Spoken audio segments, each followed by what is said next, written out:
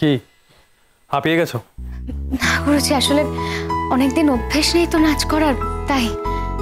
আমি চলে যাওয়ার পর এই নাচটা তুমি সারা দিন সারা রাত প্র্যাকটিস করবে। আমরা এখান থেকে চলে যাওয়ার পর তো তোমার কোনো কাজ থাকে না। না গুরুজি, আপনাকে একটা অনুরোধ করব। বলো। দয়া করে আপনি আগে থেকে কাউকে বলবেন না যে আমি অডিশনের নাম দেব, কারণ ওরা যদি একবার অফিসে বলে দেয় হয়তো ওরা আমাকে এই কাজটা থেকে আগেই ছাড়িয়ে দেবে। যেই প্রোডাকশনে তুমি কাজ করছো তারা তো জানবেই, কারণ এই কম্পিটিশনটা তারাই অর্গানাইজ করছে। যাই হোক, আমি দেখছি কি করা যায়, দরকার পড়লে আমি গিয়ে ওদের সাথে কথা বলবো। আমি তোমাকে এখানে অডিশন দিতে বলেছি। তোমার এত ট্যালেন্ট থাকা সত্ত্বেও আমি যদি তোমাকে একটা সুযোগ না করে দিতে পারি সেটা আমার অপরাধ হবে। আমার কথা শোনো, তুমি যাও নিজের নাম রেজিস্টার করো, ওটা পৃথিবীর লোক তোমাকে দেখবে। এটাতে তোমার আনন্দ হচ্ছে না? যারা আমাকে কোনো দিনও ঠিক বোঝেনি, চিরকাল ভুল বুঝেছে, যারা আমাকে চোর ভেবেছে আমি লোকের সংসার ভাঙি, তারা দেখলে আমি খুব খুশি হব। তারা দেখুক যে রোশনাই নিজের চেষ্টাতে অন্তত কিছু তো করতে পারে। কিন্তু আমার কি পারফর্ম করা ঠিক হবে? তারপর যদি কোথাও কাজ না থাকে তখন?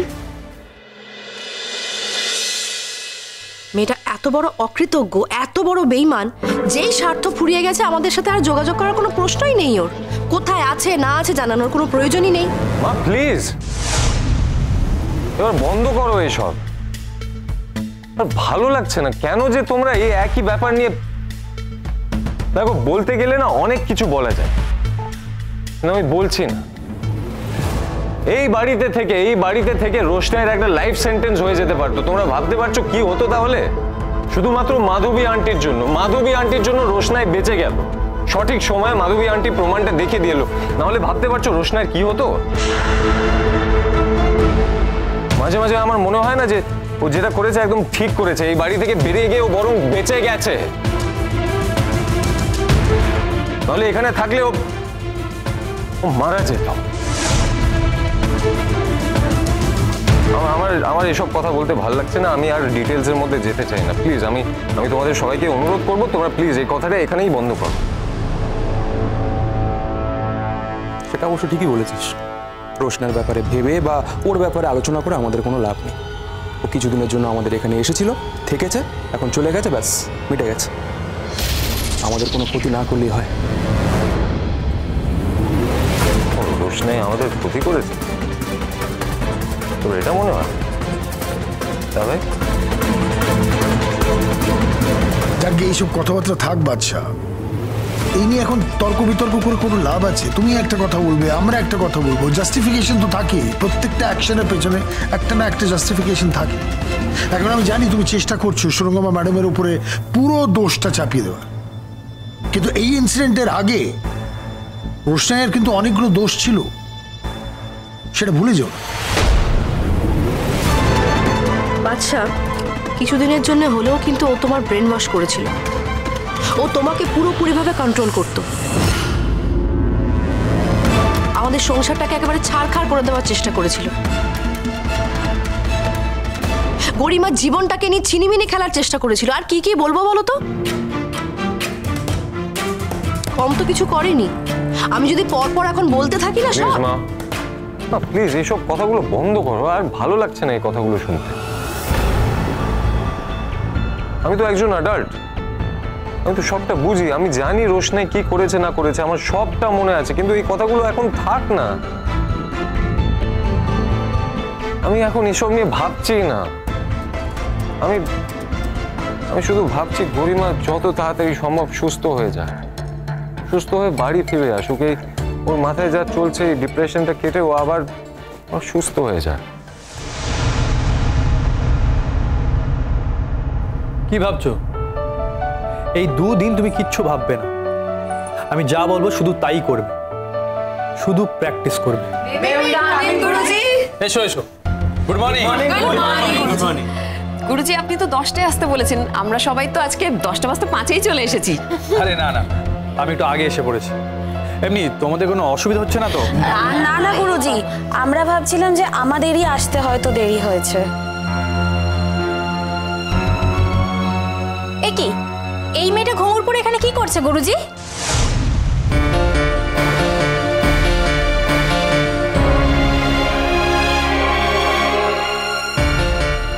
আরে না না, কারোই নাচলো না, তাই দেখতে এসেছিলাম যদি আর অন্য কিছু পারে কিনা। টেলিভিশন দেখে মনে করে একটা নাচ তুলে নিয়েছি, একেবারে বোগাস। এই তোমার দ্বারা কিছু হবে না, যাও ভেতরে যাও। খুব শখ। আপনি একবার বলেছেন, দেখুন ঘুঙুর পরে নাচতে শুরু করেছে। বলেছিলাম কিন্তু গুরুজি, মেয়েটা খুব লোভী, ওর থেকে কিন্তু খুব সাবধান গুরুজি। ও কি ভেবেছে আমাদের সঙ্গে পারফর্ম করবে? আরে না না, এই মেয়েটা একবারে আনাড়ি। আর তোমরা ছোটবেলা থেকে ট্রেনিং করছো, তোমাদের সাথেও কোনোদিনই পারবে না। আর ও ফর্ম টর্ম কিচ্ছু ফিল আপ করেনি, নাচবে কি করে? ও হয়তো ভেবেছিল যে আপনাকে ধরে একটা সুযোগ করে নেবে। না না, আমি সেরকম লোক নয়। আর তুমি ভেতরে যাও, চা বানিয়ে আনো। আর শোনো, যার যেটা কাজ সে সেটাই করবে। কাক যদি ময়ূরের পেখম লাগায় তাহলে ময়ূর হয়ে যায় না। যাও ভেতরে যাও, এখানে এখন রিহার্সাল হবে। চলো নিজে নিজে লাইনে প্র্যাকটিস শুরু করবো, চলো।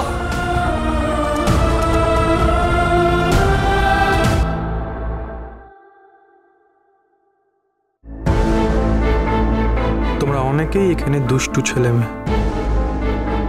তোমাদের আমি কিছুতেই আগে থেকে জানতে দিতে চাই না যে রোশনাই এখানে নাম দিচ্ছে। তোমাদের কার কি কোথায় কন্ট্যাক্ট আছে আমি জানি না। এই মেয়েটাকে আমি পারফর্ম করাবো।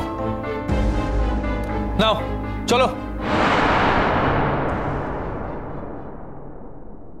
আমি সবসময় ভাবি ঈশ্বর আমার উপরে সবসময় বিরূপ, সবসময় আমার সব কাজেই বাধা দেন, যাতে লোকে ভুল বোঝে আমাকে সেরকম পরিস্থিতি তৈরি করেন। কিন্তু মাঝে মাঝে ঈশ্বর এমন হয়ে দেখা দেন আমার সামনে, তখন আমি বুঝতে বাধ্য হই সত্যি ঈশ্বর আছেন। আর আকাশের তারা হয়ে আমার মা আছে আমার সাথে। আমার মাই আমার ঈশ্বর। আমার মা ওপর থেকে ঠিকই দেখতে পাচ্ছে তার মেয়ে কি করছে। মা গো, তুমি যেমনভাবে আমাকে চালাবে আমি ঠিক তেমনভাবেই চলব। একদিন আমার খুবই নাচের ইচ্ছে ছিল।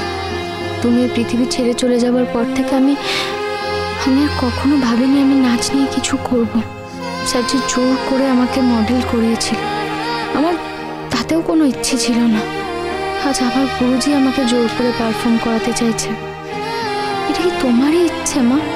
দেখো মা, আমি যেন তোমার মুখ রাখতে পারি। তোমার রক্ত আমার শরীরে বইছে। তুমি ওপার থেকে যখন আমার নাচ দেখবে, তোমার মুখের হাসিতে যেন বোঝা যায় তুমি তোমার মেয়ের জন্য গর্বিত। আমরা সবাই সেটাই চাই বাচ্চা। পরিমার মতো এত চেয়ারফুল, এত হাসি খুশি একটা মেয়ে হঠাৎ করে কিরকম যেন হয়ে গেল। তো খারাপ লাগছিল সেদিন আমার। সত্যি তো, এই বিয়েটা নিয়ে মেয়েটা কতটা এক্সাইটেড ছিল। আর এখন ওকে গিয়ে দেখো, কাল কতবার ডাকলাম, তাকালো কিন্তু কোনো কথাই বললো না।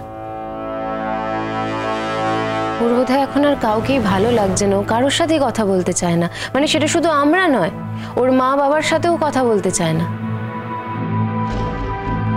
জীবনের প্রতি ওর একটা বিতৃষ্ণা এসে গেছে। সব ঠিক হয়ে যাবে, তোমরা বিশ্বাস করো, সব ঠিক হয়ে যাবে। ডেফিনেটলি দু একদিন হুইলচেয়ারের উপরে বসবে যখন, তখন একটু ডিপ্রেসিং হয়তো লাগতেই পারে, কিন্তু আমরা সকলে থাকবো তো সেখানে। ও দু একদিনের মধ্যে সব ঠিক হয়ে যাবে, আমি বলছি তো।